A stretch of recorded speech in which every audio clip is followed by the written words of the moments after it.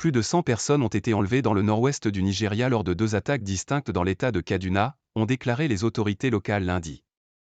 La semaine dernière, des hommes armés avaient également enlevé des dizaines de personnes dans un autre village du district de Kajuru. Les enlèvements se poursuivent au Nigeria.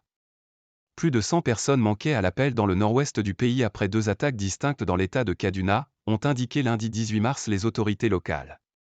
Ces nouveaux kidnappings font suite à celui de plusieurs dizaines de personnes la semaine dernière dans le même district de Kajuru, ainsi qu'à celui début mars de plus de 250 élèves d'une école de Kuriga, à 150 km de Kajuru. Les nouveaux enlèvements ont eu lieu au cours du week-end.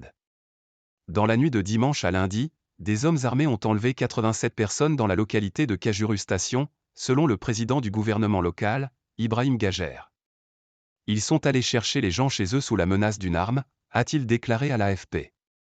Un habitant, Arizu Dari, a déclaré que des groupes d'assaillants, connus localement sous le nom de bandits, ont pris d'assaut le village vers 22 h et ont fait du porte-à-porte pour enlever les habitants.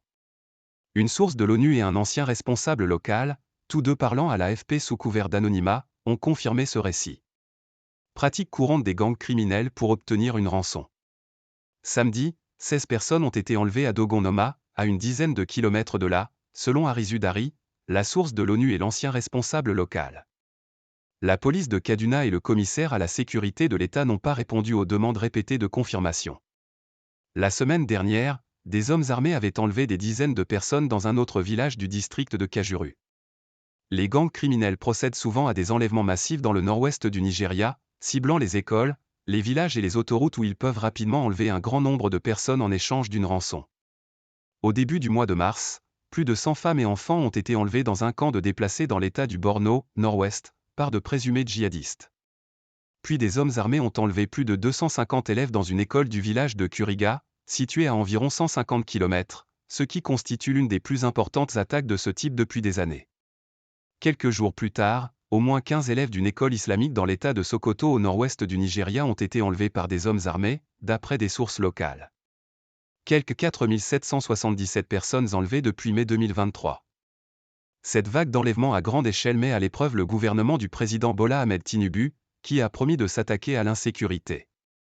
La semaine dernière, il a déclaré avoir ordonné aux forces de sécurité de ne pas payer de rançon pour la libération des élèves. Les parents affirment que les ravisseurs ont exigé un paiement important pour le retour des enfants. Au Nigeria, les victimes d'enlèvement sont souvent libérées à l'issue de négociations avec les autorités, bien que les responsables nient que des rançons soient versées. La société nigériane de conseil en gestion des risques SBM Intelligence a déclaré avoir enregistré 4 777 personnes enlevées depuis l'entrée en fonction de Bola Ahmed Tinubu, en mai 2023. Avec AFP.